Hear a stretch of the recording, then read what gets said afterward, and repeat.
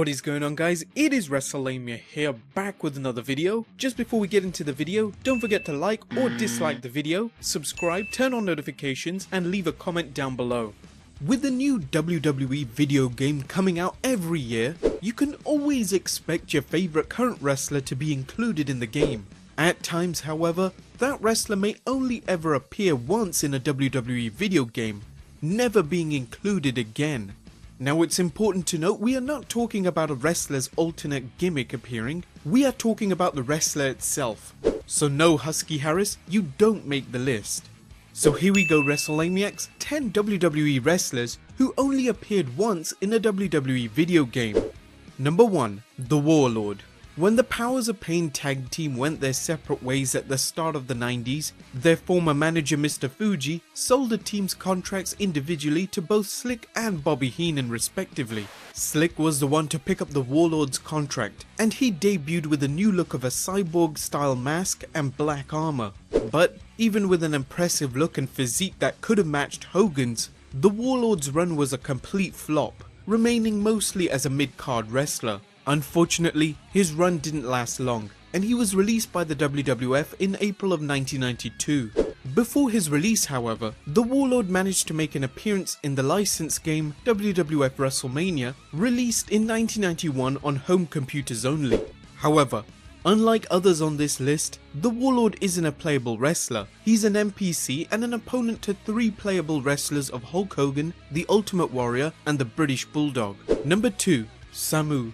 Samu was one half of the Samoan Savages, the Head Shrinkers, who managed to win the WWF Tag Team titles in the mid-90s. Unlike his partner Fatu, he had a one and only appearance in the Sega CD exclusive WWF Rage in the Cage, a game for which at the time featured a massive roster. And funnily enough, despite the fact there is no tag team mode, the game includes 3 tag teams, including Money Incorporated, the Head Shrinkers, and the Nasty Boys. Number 3. Kwang.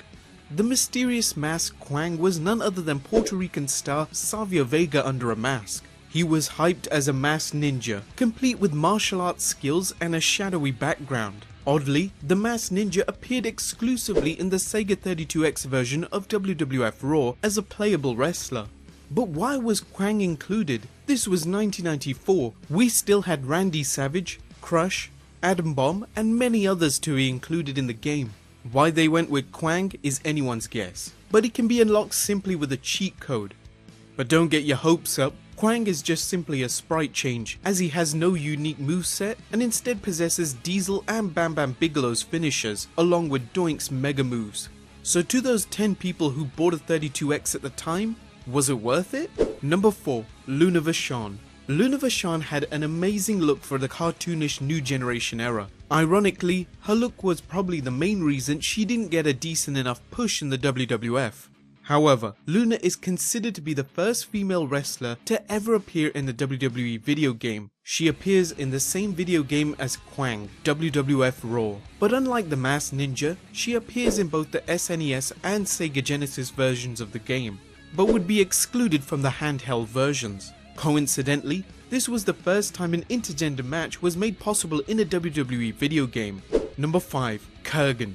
WWF Attitude was the game to surpass Rage in the Cage's roster count, and for a considerable time held a spot for the biggest roster in any WWE game, including over 30 playable wrestlers at the start, but you could still unlock a couple by completing a number of things, totaling it to 42.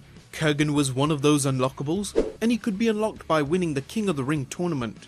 In the game, he was featured under his Oddities gimmick and was the only wrestler in the stable that was included. Number 6. Fabulous Moolah and Mae Young.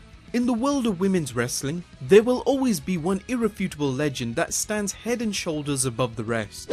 Being the longest reigning women's champion in history, Moolah was finally featured as an unlockable wrestler in the Nintendo 64 exclusive No Mercy. Her longtime friend Mae Young was also an unlockable. Both legends can be unlocked by inserting a certain code. Number 7. The Mean Street Posse. If you ask any wrestling fan of the Attitude Era, they'll surely remember the Mean Street Posse, the trio of Rodney, Pete Gas, and Joey Abs. The gang of rich boys from the mean streets of Greenwich were featured in some of the era's funniest skits. The trio, however, weren't around for long, but naturally, since they were around at the time of the release of SmackDown 2 Know Your Role, they were included in the game and can be unlocked by simply going through the season mode. Number 8. Maven. The Tough Enough Season 1 co-winner never really caught a break with the WWE, and even though his run spanned over a number of WWE video game releases, he was only ever included in one, WWE SmackDown. Shut your mouth. Number 9. Rodney, Mack and Jazz.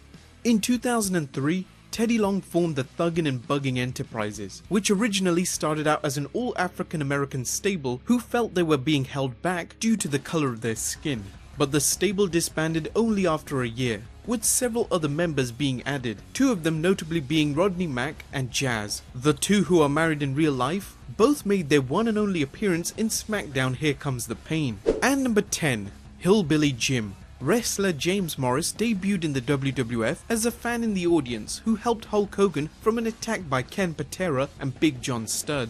Even though he was present throughout most of the 80s, he was never included in any of the earlier WWF games, even when he reappeared briefly in the mid-90s. Thankfully, SmackDown Here Comes the Pain featured a number of unlockable legends, including the Legion of Doom and Sergeant Slaughter. Amongst them, for the first and only time, was Hillbilly Jim. Well guys, I hope you enjoyed this video of 10 WWE wrestlers who only appeared once in a WWE video game. We have 10 more listed down, so if you want to see a part 2 to this, let's reach 2,000 likes and we'll release the second part. Let us know what you think of the video down in the comments below, and I'll see you next time with some more wrestling content.